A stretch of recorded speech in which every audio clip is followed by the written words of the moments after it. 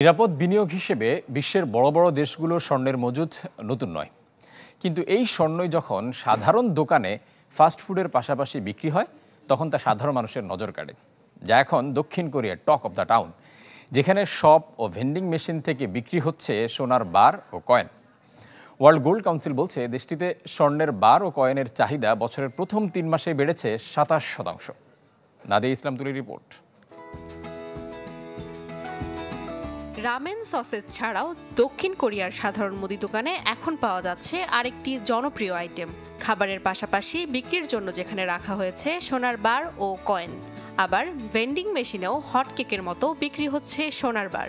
গেল মাসের শুরু থেকে 0.1 গ্রাম থেকে 1.87 গ্রাম ওজনের সোনার বার বিক্রি হচ্ছে এই দোকানগুলোয়। সাধারণত ছোট আকৃতির হয়ে থাকে এই স্বর্ণের বারগুলো, যা অভিনন্দন বার্তা, জন্মদিনের শুভেচ্ছা কিংবা ব্যক্তিত্বের ধরন অনুযায়ী নকশা করা ডিজাইনে বিক্রি করা হয়। স্থানীয় সংবাদ মাধ্যমগুলো জানায় দেশটির সাধারণ জনগণের মাঝে বেড়েই চলেছে স্বর্ণের বার কেনার আগ্রহ। ফলে 1 গ্রামের বারগুলো দোকানে আসার 48 ঘন্টার মাঝেই বিক্রি হয়ে যাচ্ছে। তথ্য বলছে কোরিয়ার 30 বছর বয়স্ক জনগণের স্বর্ণ কেনার আগ্রহ সবচেয়ে বেশি।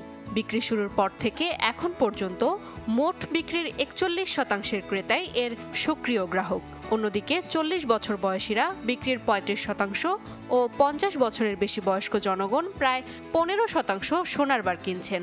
আর বার কেনার ক্ষেত্রে তরুণদের হার মাত্র 7%।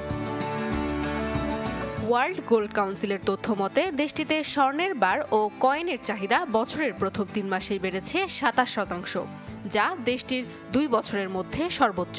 বর্তমানে 1.87 গ্রামের একটি সোনার বার কিনতে গ্রাহকদের গুনতে হচ্ছে 2,25,000 ওন বা 166 মার্কিন ডলার, আর 0.5 গ্রামের বারের দাম 77,000 ওন। নাদিয়া ইসলাম তুলি, চ্যানেল 24।